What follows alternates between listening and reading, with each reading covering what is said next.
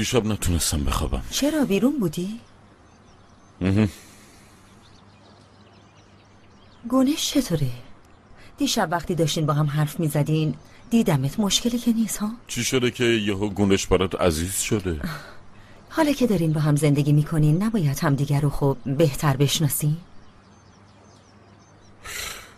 انگار تو سرش یه سوالایی داره. فکر میکنم دیروز سویلای حرفای گنده تر از دهنش زده. به تو چی گفت؟ گفت فقط آشنا شدیم. فکر کنم چیزای بیشتر از این بوده هالوک. سویلای چیزی گفته؟ انگار یه چیزی میدونی و به هم نمیگی. ممکنه در مورد بچه هاش باشه. وقتی اومد خونه خیلی ناراحت بود.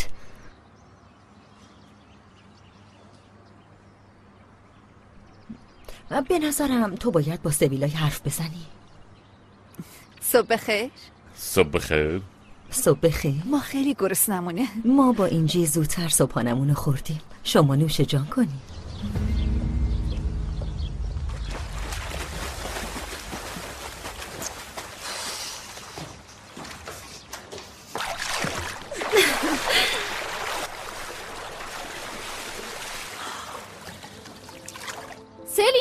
سلین چی کار داری میکنی تو؟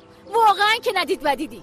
وای تو دیگه چه جور آدمی هستی؟ شلخته بیا بیرون از استخر. اول صبحی همه رو بیدار میکنی. آی نه اینکه تو داری مثل بلبل میخونی با اون صدای کلاغی داد بیداد نکن. امکانات فراهم، دلم میخواد شنا کنم. به تو چه؟ امکانات بخوره تو اون سرت. انگار مامان تو رو تو استخر به دنیا آورده. سلین جون عزیزم از آب بیا بیرون دیگه. سلین از استخر بیا بیرون.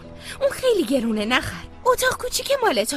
من اصلا اینجوری فکرشو نکرده بودم. زود باش سلین جان، زود باش. نازلی تو هم بیا صبحانه بخوریم. عصبیم نکنین ها. گفتم زود باش.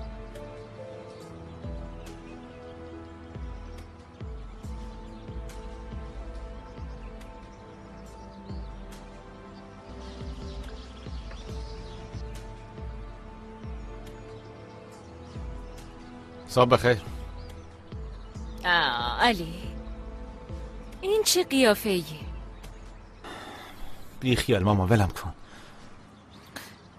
تو دیشب از دستم خیلی عصبانی شدی. نکنه دیگه منو دوست نداری؟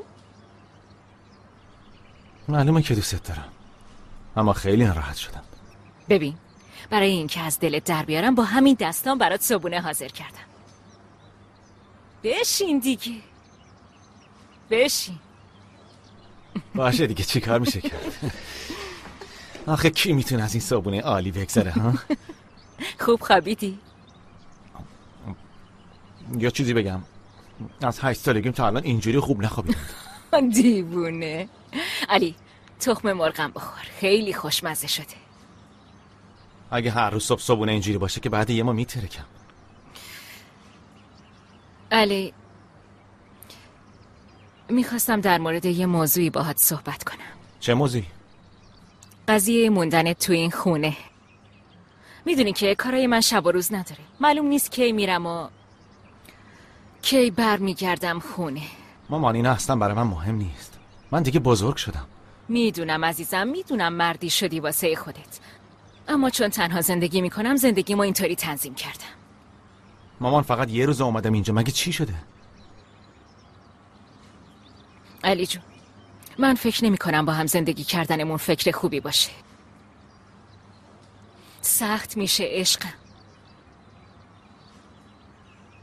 تو مثلا مادر منی، اما مثل یه همخونه با هم حرف میزنی. علی نکن، اینجوری نکن. مطمئنم باباتم همچین اجازه‌ای نمیده. مشکل اصلی هم دقیقا همونه. بابام. پس چرا منو به دنیا آوردین ها؟ مگه من موش آزمایشگاهی‌ام؟ منو به دنیا آوردین که عذابم بدین؟ علی دیگه داری خیلی ناراحتم میکنی. خدا ازتون نگذره، چی بگم بهتون واقعا؟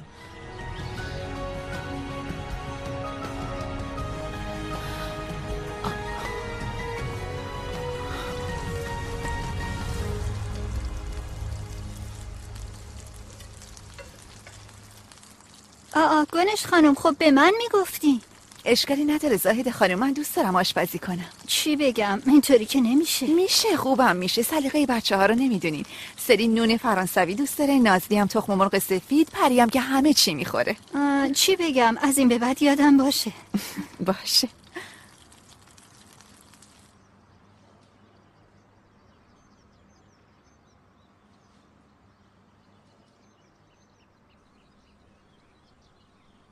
عمو هالوک، شبتون چطور گذشت؟ عالی. یکم کار داشتم، نخواستم برم دفتر. لپتاپو برداشتم و رفتم تو کشتی.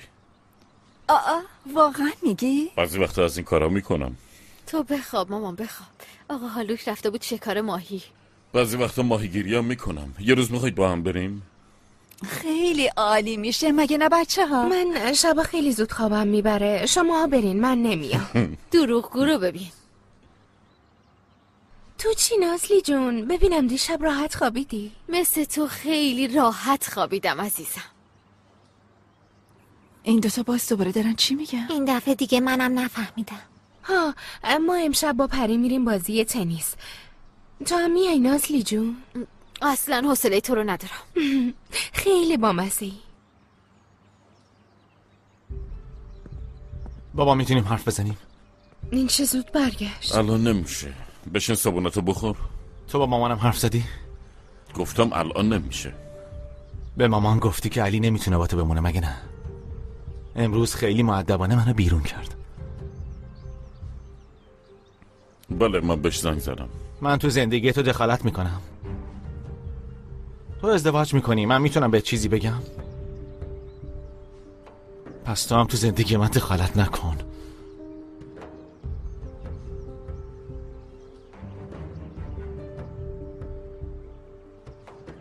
گفتم علی میتونه باهات زندگی کنه. چی؟ گفتم علی میتونه با تو زندگی کنه، ولی مامانت نخواست با تو زندگی کنه. اگه حرف منو باور نداری میتونی زنگ بزنی ازش بپرسی.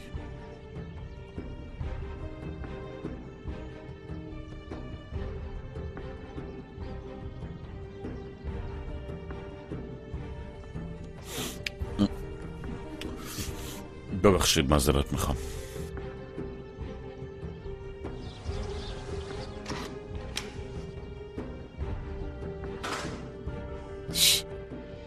ساواش. خب پاشو دیگه. ساواش، میخوام یه چیزی بپرسم، واسه من نقش بازی نکن.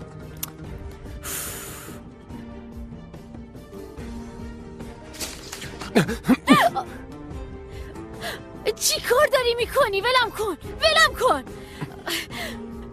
چی کار میکنی؟ تو چه جور آدمی هستی؟ داشتی منو میکشتی. تو اینجا چی کار داری؟ میخواستم اسم جایی که دیروز رفتیم و ازت بپرسم. دیگه بدون اینکه در بزنی نیا تو، برو بیرون. ببخشید، من یه حیوونم. آره حیوونی.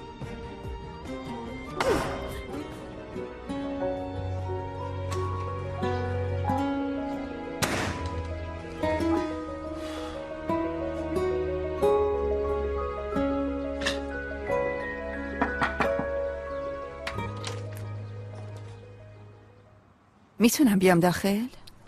چیزی میخواستین؟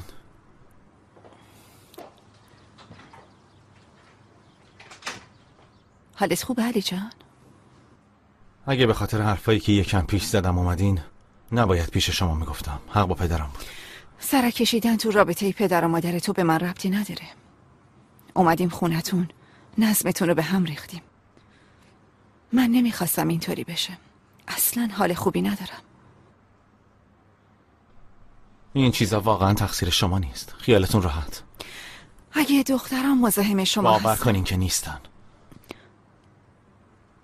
باشه.